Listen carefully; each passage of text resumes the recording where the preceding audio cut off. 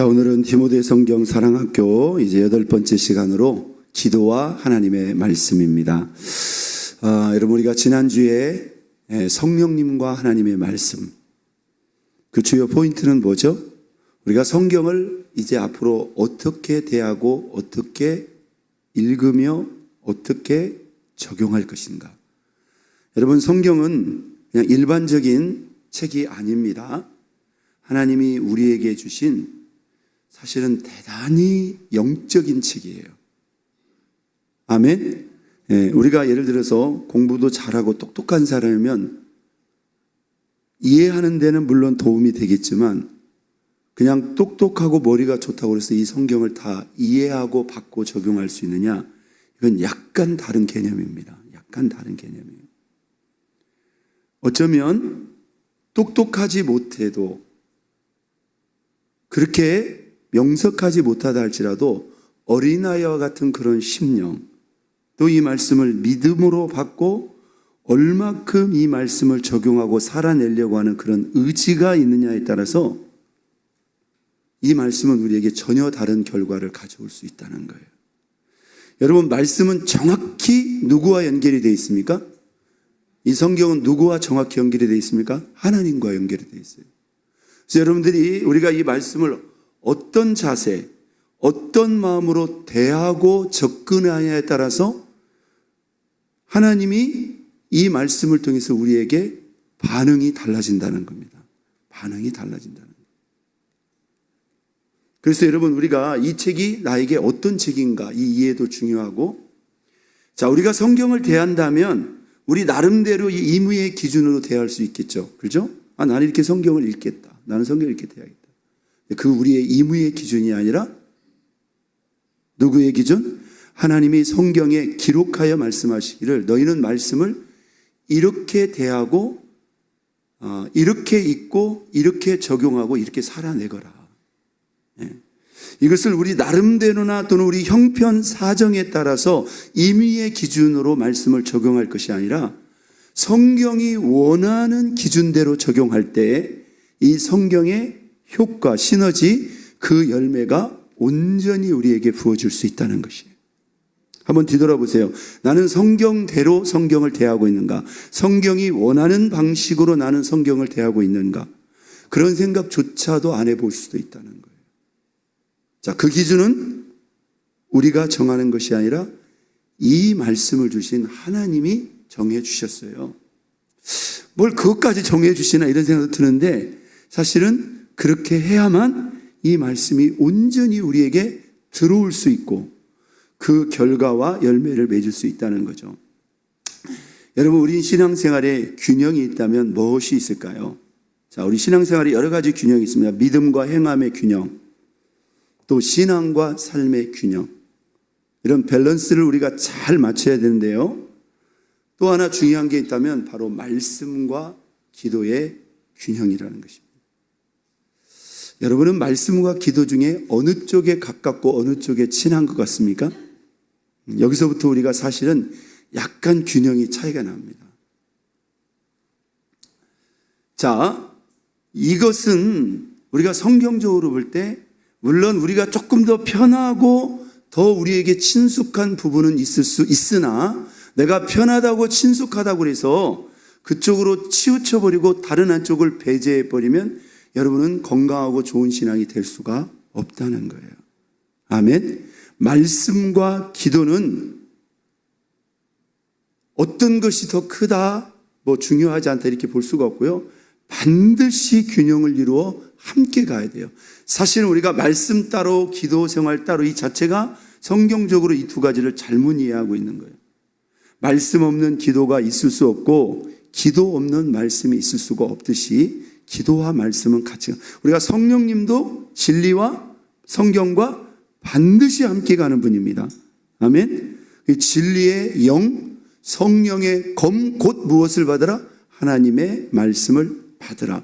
사실상 하나로 연결되어 있다.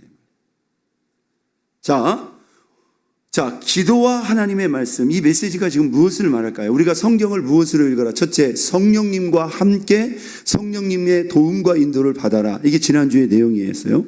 성령님 없는 말씀 생활 그 자체가 뭐예요? 이건 잘못된 접근이라는 거죠. 철저히 성령님을 인정하고 성령님과 함께 그분의 도움과 인도를 받아야 돼. 말씀을 준비하는 저도, 듣는 여러분도, 여러분이 말씀을 개인적으로 읽든지 묵상하든지 적용하든지 실천하든지. 두 번째, 우리가 이 성경 생활, 우리 말씀 생활에 반드시 함께 가야 될 게 바로 무엇입니까? 성경을 어떻게 대하고 어떻게 읽어야 됩니까? 기도의 무릎으로 성경을 대하고 읽어야 된다는 거예요. 이게 우리가 전혀 생각해 보지 않은 영역일 수도 있다는 거예요. 예를 든다면 여러분들이 개인적으로 성경을 읽어요. 잠깐 기도하고 성경을 읽는 것도 사실 많지 않을 수도 있어요. 밥을 먹을 때는 그래도 잠깐 기도하고 밥을 먹잖아요. 하나님 일용할 양식 주셔서. 그런데 성경을 읽을 때는 그 잠깐의 기도조차도 안 하고 성경을 대할 수도 있고요.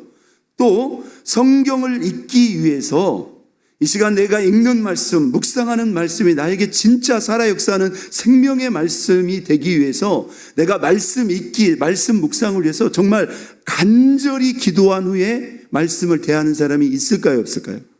우리가 몰라서 그렇다는 거예요.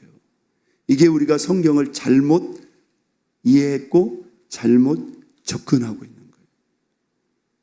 그렇기 때문에 성경은 늘 어렵고 따분하고 재미없었는지도 모릅니다. 자, 이것을 약간 다르게 표현한다면 여러분이 예배에 나온단 말이에요. 그렇죠? 조금 멀리서 오시는 분도 계시지만 여러분들이 조금 더 일찍 오셔서 오늘 주신 말씀을 막 사모함으로 간절히 기도하고 여러분이 말씀을 받았다고 생각해 봅시다. 똑같을까요? 다를까요?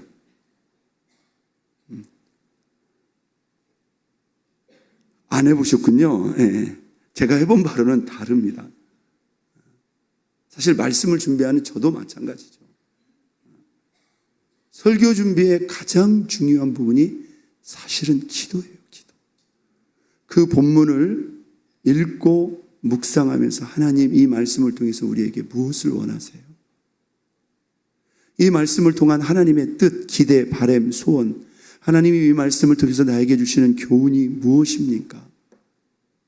이렇게 읽기 전에도 우리가 충분히 기도하고 말씀을 대해야 될 뿐만 아니라 읽은 다음에도 우리가 그 받은 말씀을 내 마음속에 품고 그 말씀을 가지고 기도하는 것. 그래서 우리의 말씀 생활이 기도에서 시작돼 가지고요. 말씀을 받은 다음에 다시 그 말씀을 가지고 기도로 마무리를 하는 거예요.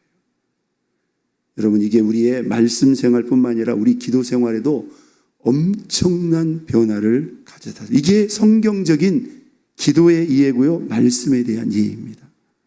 여러분, 배운 대로 한번 해보시기를 바랍니다. 아멘. 예, 여러분들이 매일 성경을 3장 읽는다, 5장 읽는다, 10장 읽는다, 좋습니다. 여기 지금 성경을 쓰시는 분들도 계세요. 그 쓰는 것도 이거 참 보통 정성, 보통 마음 아니죠. 그런데 그것까지도 여러분 하나님 앞에 기도하면서 하나님, 내가 보고 읽고 쓸 때 하나님이 말씀을 통해서 나를 만나 주옵소서. 나를 만나 주옵소서. 이게 살아있는, 지금도 살아있는 하나님의 말씀입니다. 아멘. 살아있는 하나님의 말씀이에요. 여러분, 우리 하나님과 직접적으로 가장 가까이에 있는 것은 여러분 말씀입니다. 믿으시면 아멘. 사실 하나님이 하늘에 있다라고 하는 개념보다 더 정확한 개념은 하나님은 어디 계시다? 말씀에 계시는 거예요. 믿습니까? 우리가 말씀 앞으로 가는 게 하나님 앞으로 가는 겁니다. 우리가 하나님을 경험하고 만난다고 하실 때 이 말씀을 통해서 하나님을 만나면 여러분 이게 제대로 만나는 거예요. 믿습니까? 그게 말씀을 읽든지 듣든지 배우든지 여러분 묵상하든지 적용하고 살아내든지요. 자, 말씀과 기도가 이렇게 함께 갈 때 우리 신앙이 건강하고 온전한 영적인 균형을 이룰 수 있습니다. 이렇게 보면은요, 말씀 하는데 기도가 부족한 성도들이 있고, 또 기도 하는데 말씀이 부족한 성도들이 있어요. 이거보다 더 중요한 것은 이 두 가지가 같이 가야 된다. 정말 여기서 이 균형을 이룬다는 게 기도 시간과 말씀 시간에 양의 기준을 맞춘다고 하는 그런 개념이 아닙니다.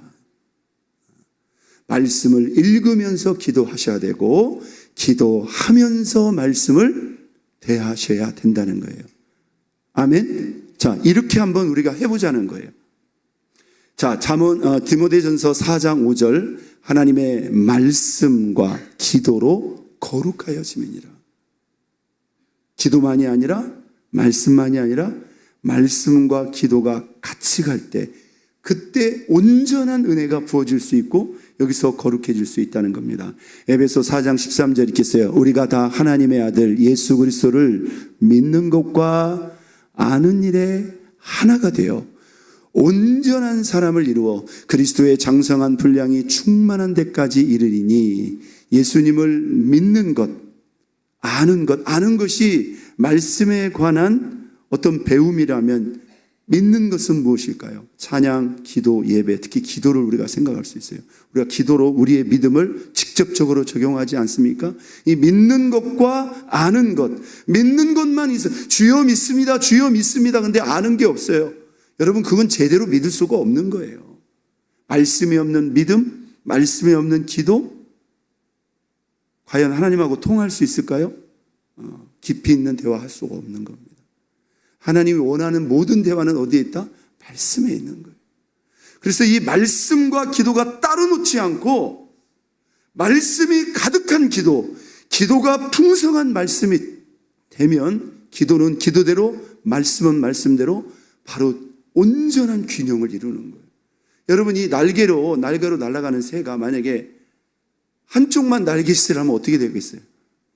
앞으로 못 나가죠. 빙빙 돌아버립니다. 같이 균형을 이루어 같이 해야 앞으로 나가는 거죠. 여러분이 수영을 하는 데 있잖아요.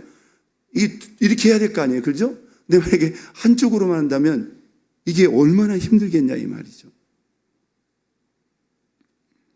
자, 사도행전 2장 42절 오순절 성령의 충만을 받은 불같은 성령을 받은 초대교회 성도들이 보세요.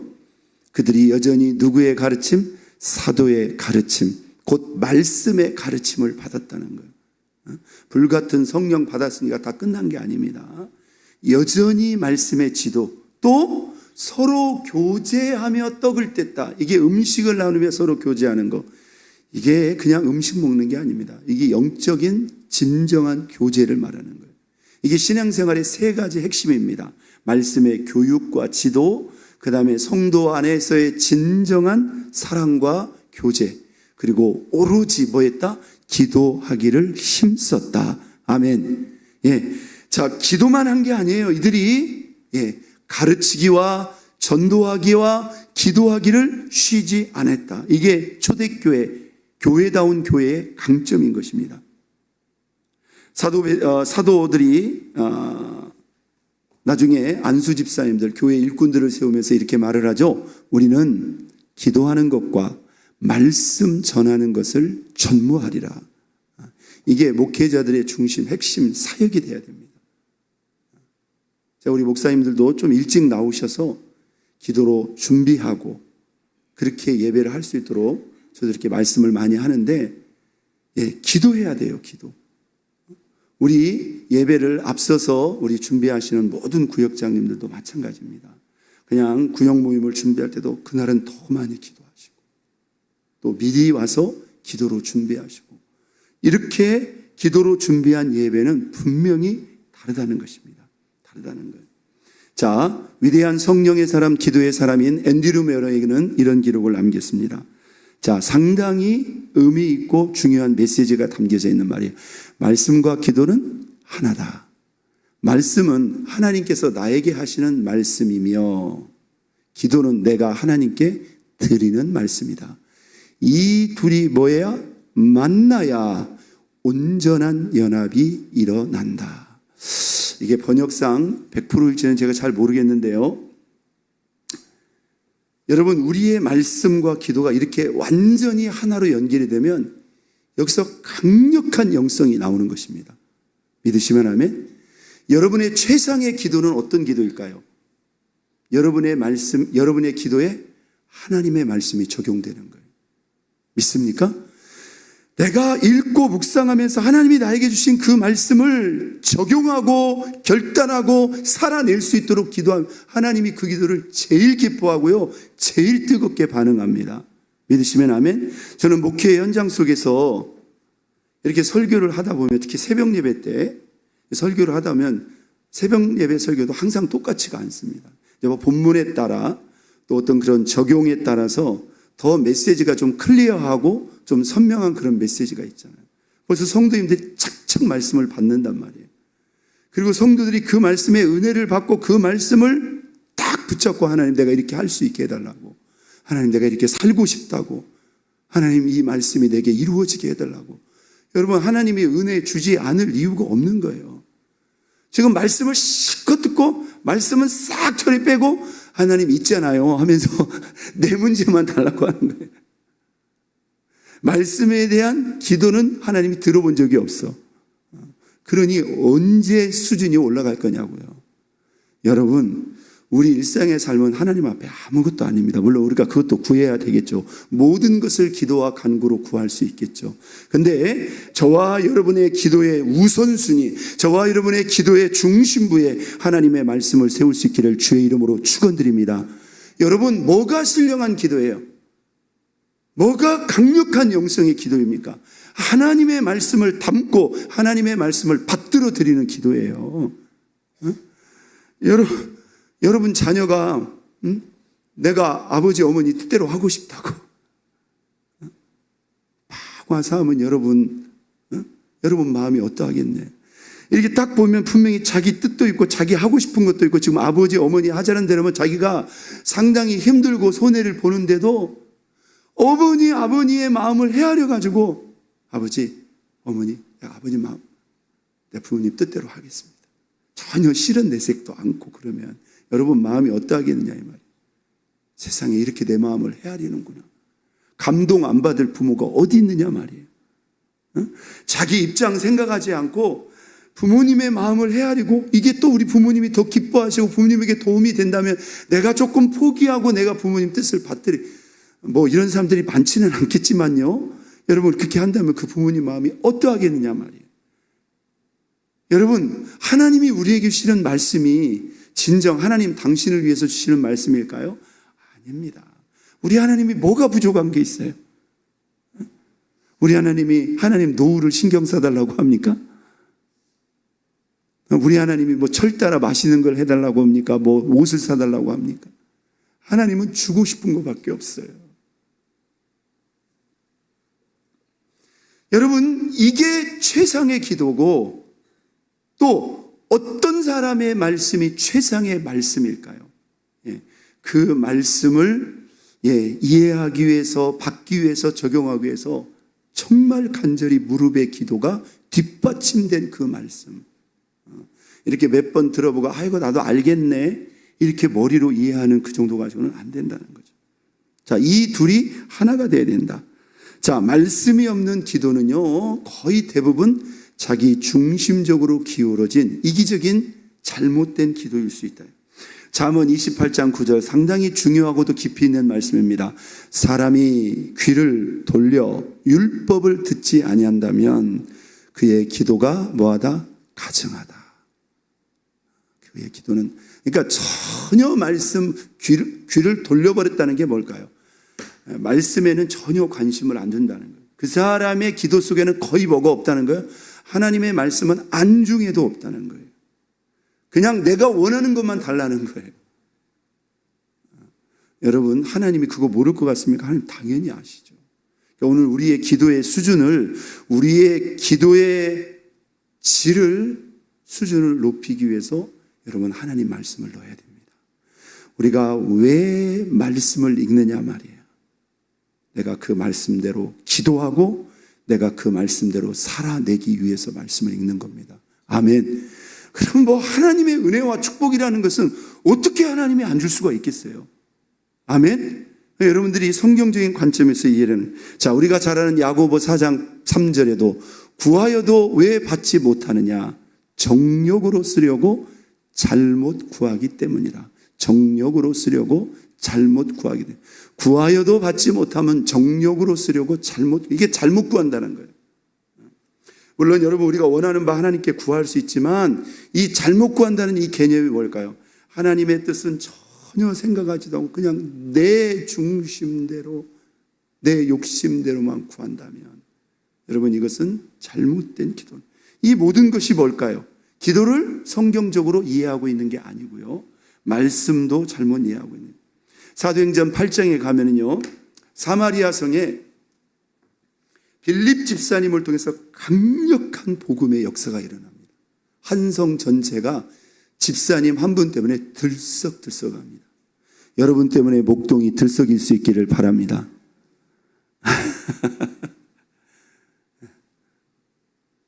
얼마나 강력한 은혜가 임했는지요. 아주 대표적인 사건, 그 사마리아 성에 아주 유명한 마술사, 시몬이라는 마술사가 있었어요. 이 사람이 얼마나 마술을 막 강력한 마술을 행하니 사람들이 그 사람을 보고 이건 크신 하나님의 능력이다, 이렇게 표현할 줄. 그래가지고 그냥 마술사를 좋아하는 정도가 아니라 무슨 선지자를 따라다니듯이 막 사마리아 사람들이 이 시몬을 따라다녀요. 그런데 누가 나타나가지고, 빌립 집사님이 나타나가지고 복음을 증거하고 막 표적이 나타나고 능력이 나타나니까 시몬을 따라다녔던 사람까지 다 빌립 집사님을 따라가니까 나중엔 시몬도 누구를 따라가요? 빌립 집사님을 따라가고 있는 거예요. 여러분, 이게 복음의 권세와 능력이에요. 아멘. 네. 자, 그러더니 이 빌립 집사님이 예루살렘 교회에 연락을 했고, 베드로와 요한이 와서 그 빌립을 통해서 예수 믿은 그 성도들을 위해서 안수하며 기도하는데 또 다른 역사가 일어나는데 막 하나님의 성령이 그들에게 임하는 거예요. 시몬이 이걸 보고 너무나 놀라는 거예요. 시몬이 이걸 보고, 이야, 진짜 신기하다, 놀랍다. 그리고는 한다는 짓이 여러분, 사도행전 8장에 나와요. 갑자기 돈다발을 딱 들고 베드로한테 가서, 사도요, 내가 이 돈을 드릴 테니까 나에게도 그런 능력을 주셔서 내가 안수하면 다 사람들이 저게 성령을 받게 하소서. 이런 일이 왜 생기는 거예요? 말씀을 모르니까. 이렇게 하나님의 능력을 이렇게 접근하죠. 베드로가 이 사람한테 뭐라고 했어요? 네가 하나님의 선물을 돈 주고 살 줄로 생각하였으니 네가 가지고 있는 은과 함께 망할지어다. 망할지어다. 나중에 막 잘못했다고 사죄하지 않습니까? 우리가 이렇게 말씀이 없으면 뭐가 뭔지도 모르고 실제로 이렇게 기도할 수 있다는 거예요. 자, 말씀을 배척한 기도는 하나님이 응답하지 않는다. 이 배척이라는 것은 뭐냐면 전혀 신경 쓰지 않고 거부한다는 거예요. 여러분, 하나님은 저와 여러분에게 계속 말씀하고 있습니다. 지난 주일날 누가 복이 있다고요? 하나님께 소망을 두는 자가 복이 있다고 그랬어요. 무슨 말씀이 기억나시나요? 어떻게 우리가 하나님을 소망해야 됩니까? 제가 세 번째, 하나님의 말씀에 나의 소망을 두고 이 말씀을 읽고 이 말씀을 묵상하고 이 말씀을 적용하는 것을 하나님을 소망하는 새로운 방법으로 적용해 보라고 그랬잖아요. 여러분, 이렇게 하나님이 분명히 우리에게 말씀을 하는데 우리가 그냥 듣고 지나쳐버리면 계속 흘러가는 겁니다. 아니에요.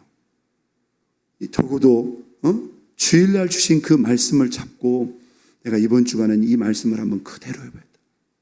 모든 순간 그분의 도움과 인도를 구하는 것이 하나님을 소망하는 거라고 그러죠. 그래서 아침에도 점심에도 또 모든 일에 대해서 실제로 소망을 하되 여러분의 의지로는요, 기억조차도 못한다니까요. 주신 말씀을 잘 담고 다시 그 말씀을 붙잡고 기도하고 기도해야 된다는 것입니다. 자, 에레미야 7장 14절에 보면 이런 기록이 있습니다. 여호와의 말씀이니라. 이제 너희가 그 모든 일을 행하였으며 내가 너희에게 말하되 언제부터? 새벽부터 부지런히 말하여도 뭐하지 듣지 아니하였고 너희가 불러도 대답하지 아니하였다. 왜 듣지 않았고 왜 대답하지 않았을까요? 자기가 원하는 말이 아니라는 거예요. 그런 소리 하지 말라는 거예요. 이미 그들의 죄로 말미암아 유다 왕국이 지금 멸망 직전에 있습니다. 그것은 기정사실이에요.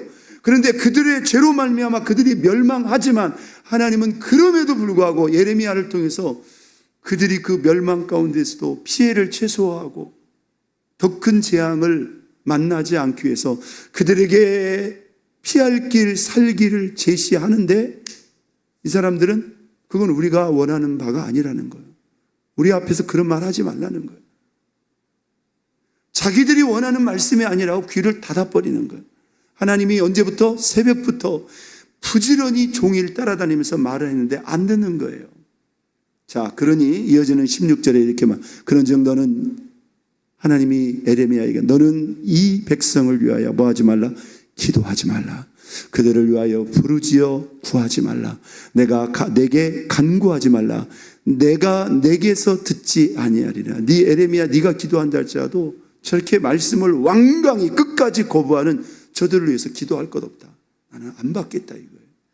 여러분, 물론 극단적으로 우리가 유다 백성들의 예는 아니겠지만 우리에게 전혀 상관없는 얘기는 아니라는 거예요.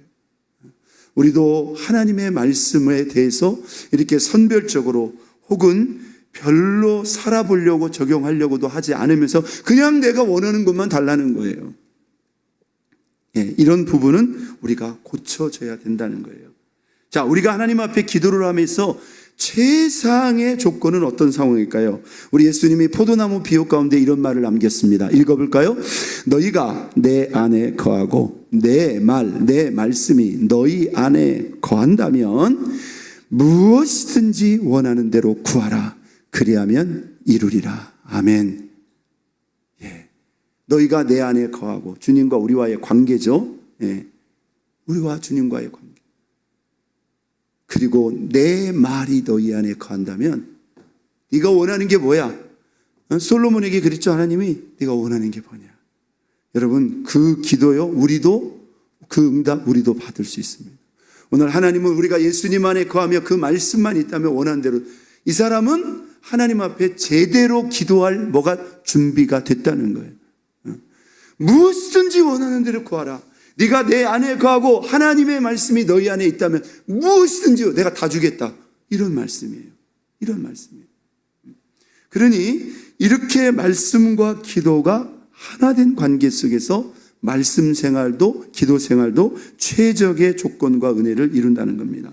마틴 루터는 이런 기록을 남겼습니다. 먼저 하나님께 간절히 기도하십시오. 뭐 하기 전에요? 말씀을 읽기 전이든 말씀을 배우기 전이든. 여러분, 실제로 한번 해보세요. 여러분이 평소 때 오시는 예배 시간보다 10분만 일찍 오셔서 말씀을 위해서 기도하세요. 아멘. 우리 새벽마다 말씀을 만드시는 분도 여러분 말씀을 위해서, 저를 위해서도 기도하시고 말씀을 받는 여러분들을 위해서 그냥 새벽에 나와서 가볍게 말씀 듣고 뭐 말씀은 말씀이고 나는 기도하러 왔어 이렇게 하지 말고 짧은 말씀이라도 내가 오늘 내 기도에 적용할 말씀은 없는가, 자꾸 여러분 이렇게 우리의 기도에 말씀을 적용해야 된다는 거예요. 먼저 간절히 기도하십시오. 그리고 성령의 조명 아래 말씀을 깊이 묵상하십시오. 말씀을 묵상할 때 기도가 나오고 기도할 때 말씀의 의미가 뭐합니다? 선명해집니다.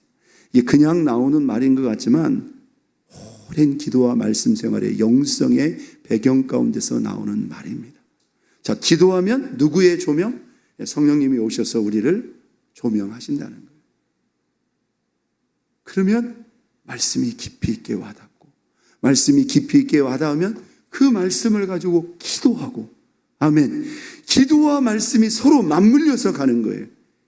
이게 제대로 기도하는 사람이고 이게 진짜 말씀 성경의 사람이다 이 말이에요. 아멘. 여러분, 한국 교회가요 사실 예전에는 기도에 많이 치우쳤어요. 우리 능력교회가 여러분 가지고 있는 아주 중요한 강점 가운데서 여러분 우리 능력교회가 강력한 기도의 무릎이 있는 교회입니다. 아멘. 여러분 현대교회 가운데서 이만큼 기도한, 사실 목사님이 지난 40여 년 동안 이게 하루아침에 될 수 있는 게 아니에요. 여러분 310만 기도하실 때니까 이름 쓰시오. 다른 교회 가면 저 이름 저렇게 쓸 것 같아요? 저렇게 못합니다. 여러분 1시간 꽉 앉아서 기도한다는 게 이거 해보고 훈련되지 않은 사람이 쉬운 일 아닙니다. 그 1시간 내기도 쉽지 않은데 우리가 이 기도의 영성도 하루아침에 되는 게 아니에요. 그런데 오늘 우리 현대교회는 뭐 이런 성경 공부 저런 제자 훈련하면서 뭐 들은 것 많고 아는 것 많아요. 요즘에 뭐 스마트폰으로도 얼마나 많은 말씀들이 뭐 차고 넘치지 않습니까? 근데 진짜 기도의 부르의 사람들은 목회자나 성도들이나 사라지고 있다는 거예요. 기도 안 합니다, 여러분. 막 무슨 일이 나야 그때서 나 살려달라고 기도하지 기도 안 해요. 왜? 그만큼 우리가 여유롭다는 거예요. 여러분, 이것은 말씀 생활에도 영향이 줄까요, 안 줄까요? 틀림없이 줍니다. 기도 없는데 말씀이 제대로 갈 수가 없는 거예요. 기도 없이 말씀만 받으면 이게 뭡니까? 머리만 커지는 지식적인 신앙이 돼버리는 거예요. 자, 우리가 왜 말씀 생활에 기도를 해야 됩니까? 기도할 때 말씀에 가장 강력한 은혜가 주어집니다. 그래서 이 성경은 눈으로 읽는 게 아니다. 성경은 머리로 읽는 게 아니다. 성경은 무엇으로 읽는 것이다? 무릎에 기도로 읽는 것이다. 여러분이 집에서 개인적으로 성경을 읽으실 때도 그냥 형식적으로 기도하지 마시고, 하나님, 내가 오늘 이 말씀을 통해서 주님 만나기 원합니다. 아멘. 주님, 이 시간 오시옵소서. 잡념 생각나지 않게 하시고, 그냥 내가 주어진 분량 형식적으로 읽지 않고, 하나님 말씀을 통해서 나에게 말씀하여 주옵소서. 아멘.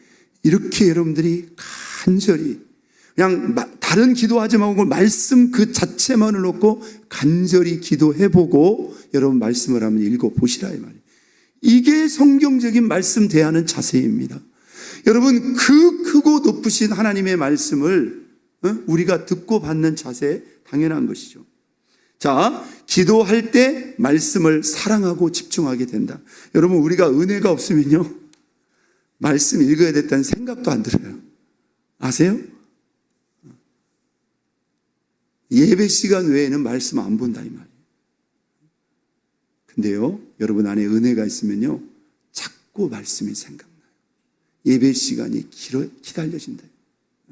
그러니까 말씀이 말씀되기 위해서, 말씀이 하나님의 말씀으로 활짝 열려지기 위해서는 그만큼 준비되고 강력한 기도가 같이 먼저 우선적으로 가야 된다는 거예요. 아멘. 예, 우리 교회학교 선생님들, 구역장, 교구장님들 주일 예배를 준비할 때, 여러분 구역 예배를 준비할 때 그날은 더 많이 기도하세요. 오늘 나누는 말씀, 오늘 나누는 교제 가운데 성령님 임하여 주옵소서. 여러분 구역 예배를 통해서도요, 막 가슴이 뜨거워질 수 있습니다. 내가 받은 말씀, 내가 적용했던 말씀, 하나님 은혜 주셨던 말씀. 자, 시편 119편 43절입니다. 진리의 말씀이 내 입에서 조금도 떠나지 말게 하소서. 지금 이 시인이 뭘 놓고 기도하고 있죠? 말씀 자체를 놓고, 하나님 진리의 말씀이 내 입에서 조금도 떠나지 말게 하소서. 우리가 이런 기도 들어본 적이 있나요? 내가 주의 규례를 바랐습니다. 제가 지난주일 이 본문을 다른 번역 성경으로 번역할 때 주의 말씀이 나의 소망이기 때문입니다. 바랐습니다. 이 주의 말씀이 나의 소망이기 때문입니다. 이렇게 우리가 같이 읽었죠. 시편 119편 36절, 내 마음을 주의 증거들에게 향하게 하시고 탐욕으로 향하지 말게 하소서. 그냥 내 중심적인 욕구, 정욕, 감정이 끌리는 대로 하지 않고 늘 성경을 읽고 싶고 늘 성경을 묵상하고 싶고 그 말씀의 자리로 내 마음이 늘 향하게 해달라고. 아멘. 이게 살아있는 영성, 깨어있는 영성, 건강한 영성인 줄로 믿습니다. 예, 말씀에 대한 반응, 뭐 예배에 대한 반응 다 마찬가지입니다. 조지 휘필드 이 목사님, 아주 미국의 유명한 부흥에 주도했던 그런 인물입니다. 자, 이분의 기록에 이런 기록이 있어요. 나는 무릎을 꿇고 성경을 읽기 시작했다. 그대로 한번 해보세요. 무릎을 꿇고 성경을 읽기 시작했다. 한 구절 한 구절을 기도하며 읽었을 때 하늘의 빛이 나의 영혼에 부어졌다. 아멘. 예. 꼭 무릎을 꿇는 것만 아니라 진짜 기도하면서 하나님의 말씀을 뭐 했다? 받았다. 이렇게 기도의 무릎으로 말씀을 받았다는 거예요. 여러분, 왜 말씀 생활에 기도할 때 말씀을 제대로 알고 제대로 깨달을 수 있기 때문입니다. 여러분, 이 말씀의 인지, 말씀의 깨달음은요, 뇌의 현상으로만이 아닙니다. 성령의 교통, 성령의 기름 부으심, 성령의 깨닫게 하심, 이것은 무엇으로 가능한 거예요? 성경책 피면 성령님이 알아서 오는 게 아니라 우리의 기도를 통해서 가능한 겁니다. 아멘. 예. 여러분들이 이 예배 시간 전에 기도하는 거, 여러분들 개인적인 기도도 할 수 있겠지만, 하나님, 내 걸음이 헛되지 않기를 원합니다. 오늘 이 예배 가운데, 특별히 강단을 통해 주시는 말씀 가운데 내가 주의 음성 듣기를 원합니다. 아멘. 하나님, 오늘도 말씀하여 주옵소서. 제가 늘 기도하는 게 이 강단과 이 재단에 속한 성도들이 이 강단의 말씀과 영적인 교제, 영적인 커뮤니케이션이 이루어져서 오늘도 하나님이 예배 시간에 어떤 말씀을 하실까? 여러분, 그게 이루어질 수 있습니다. 진짜 여러분들이 사모하면서 기도하면은요, 하나님이 시간 주시는 말씀을 통해서 여러분의 마음을 터치하신다니까요. 때로는 기도의 응답도 주시고 때로는 여러분의 삶 속에 하나님의 인도하심도 나타날 수 있다는 거예요. 시편 25편 2절입니다. 주의 진리로 나를 지도하시고 교훈하소서. 자, 무슨 기도예요? 예, 말씀에 대한 이 진리로 나를 지도하시고 교훈하소서. 주는 내 구원의 하나님이시니 내가 종일 주를 기다리나이다. 시편 119편 27절. 자, 입을 열어서 읽겠습니다. 나에게 주의 법도들의 길을 깨닫게 하여 주소서. 그리하시면 내가 주의 기이한 일들을 작은 소리로 읊조리이다. 이 읊조리이다가 예전 성경에 보면 묵상하리이다 그랬어요. 자, 먼저 기도를 해서 하나님, 나에게 이 말씀 깨닫게 해주세요. 그러면 제가 이 말씀을 가지고 뭐 하겠나이다? 묵상하고 작은 소리로 읊조르면서 이 말씀을 계속. 여러분, 깨닫지 않으면 묵상도 안, 이게 무슨 말씀인지 모르는데 어떻게 묵상이 되겠어요? 이렇게 신령하고도 영적인 시인들이 하나님의 말씀에 대한 기도를 이렇게 많이 드렸다는 거예요. 시편 119편 18절, 오늘 본문이죠. 내 눈을 열어서 주의 율법에서 놀라운 것을 보게 하소서. 영안이라는 게, 영안이 열렸다는 게, 영안이 열려가지고 막 못 보는 세계를 보는 것도 뭐 영안일 수도 있겠죠. 여러분, 진짜 영안은 무슨 영안일까요? 말씀의 영안이 열려야 됩니다. 아멘. 여러분, 성경을 읽는데 막 하나님의 음성으로 마음속에 와 닿는 거예요. 그러면 이 사람 말씀 생활은 아무도 못 말리는 겁니다. 여러분, 그 단계가 있어요. 막 은혜가 너무나 되고 재밌고 신기하고, 성경 읽다 보니까 날이 샜네? 여러분, 그게 불가능한 게 아니라는 거예요. 성령에 사로잡혀서요. 시편 119편 73절입니다. 주의 손이 나를 만들고 나를 세우셨사오니 나를 깨달아 주의 계명들을 배우게 하소서. 아멘. 예, 존 오웬 영국 청교도의 신학자입니다. 이분은 이런 기록을 남겼어요. 성령의 도우심을 구하는 간절한 기도가 없이 성경의 심오한 진리를 이해하려는 것은 마치 무엇과 같다? 눈먼 사람이 등불을 들고 길을 찾으려는 것과 같다. 눈먼 사람이 등불을 들었다고 해서 그게 의미가 있어요, 없어요? 그건 매한가지라는 거죠. 여러분, 성령의 도우심을 구하는 간절한 기도, 우리 말씀을 준비하는 우리 목사님들에게는 너무너무 중요한 그러한 말씀이죠. 자, 기도할 때 왜 우리의 말씀 생활에 기도가 필요합니까? 기도할 때 제일 중요한 거, 말씀대로 적용하고 살 수 있는 그런 결단, 그런 의지, 그런 순종은 하나님이 도와주셔야 돼요. 자, 제가 디모데 성경 사랑학교의 최종적인 목적은 바로 이겁니다. 말씀을 사랑하고 가까이 하고 더 나아가서 어떻게 이 말씀을 적용하고 살아낼 것인가. 근데 이 사이에 틀림없이 있어야 될 게 있어요. 뭘까요? 무릎의 기도입니다. 내가 말씀을 살아내느냐, 살아내지 못하느냐, 순종하느냐, 순종하지 못하느냐는 사실 내 머리가 얼마나 똑똑하느냐, 똑똑하지 않느냐, 내가 얼마나 의지적이냐, 의지적이지 않느냐, 부지런하냐, 부지런하냐, 이 차이가 아니고요. 내가 이 말씀대로 살기 위해서 이 말씀을 끌어안고 얼마나 기도했느냐예요. 아멘. 말씀을 깨닫는 순간 우리는 이 말씀을 가지고 어디로 가야 돼요? 기도의 보좌로 나가서 하나님, 내가 이 말씀대로 살고 싶습니다. 하나님, 내가 이 말씀 지킬 수 있도록 도와주시옵소서. 내가 흉내가 아니라 제대로 순종할 수 있도록 하나님, 나를 도와주옵소서. 아멘. 그때 여러분들을 통해서 하나님의 뜻이 이루어지는 겁니다. 실제로 시인들은 이 말씀의 행함을 위해서 이렇게 기도했어요. 내 길을 굳게 정하사 주의 율례를 뭐하게 하소서? 지키게 하소서. 시편 119편 32절, 주께서 내 마음을 뭐하시면? 넓히시면 내가 주의 계명들의 길로 달려가리이다. 이 넓힌다는 개념이 뭘까요? 아직도 내 마음이 다 안 열렸다는 거예요. 100% 오케이가 안 됐다는 거예요. 하나님이 원하시는데 하고는 싶은데 아직도 한편에서는 뭐요? 내가 꼭 이것까지 해야 되는가?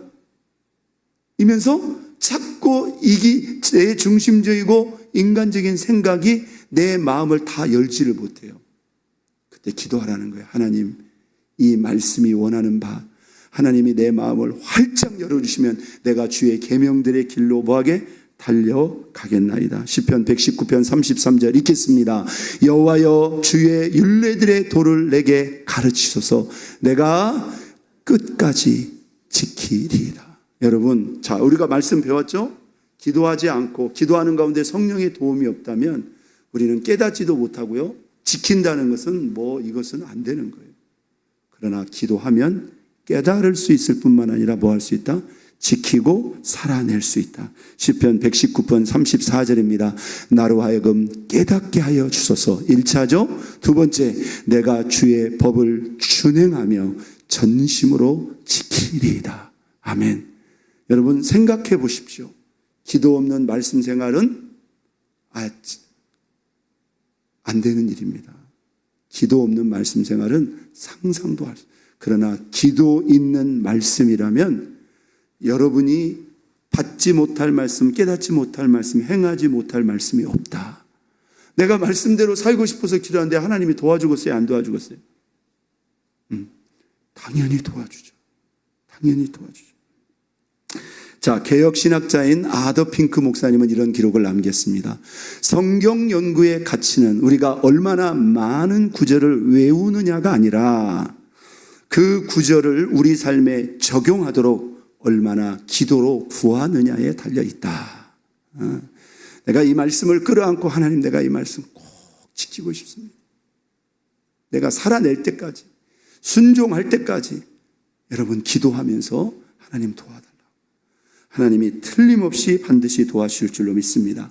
자, 저와 여러분의 기도 생활, 특히 이 말씀 생활에 왜 기도가 함께 가야 됩니까? 정리해 보겠습니다. 말씀과 기도가 함께 갈 때 신앙과 영성의 진정한 균형, 건강이 이루어진다. 말씀이 없는 기도는 자기중심적인 이기적인 잘못된 기도고, 말씀이 배척한 기도는 하나님이 아예 응답하지 않으신다. 또 기도할 때 말씀을 사랑하고 집중할 수 있는 은혜, 더 읽고 싶은 마음, 또 말씀을 바로 알고 깨닫게 하실 뿐만 아니라 기도할 때 말씀대로 살 수 있는 은혜를 주시기 때문에 오늘 우리는 어느 정도 안 내용이지만 내 말씀 생활에 필수적으로, 또 형식이 아니라 정말 기도하면서 말씀도 읽고 말씀도 배우고 또 말씀도 적용하고 실천하고 살아내는 저와 여러분 모두가 될 수 있기를 예수님의 이름으로 축원드립니다.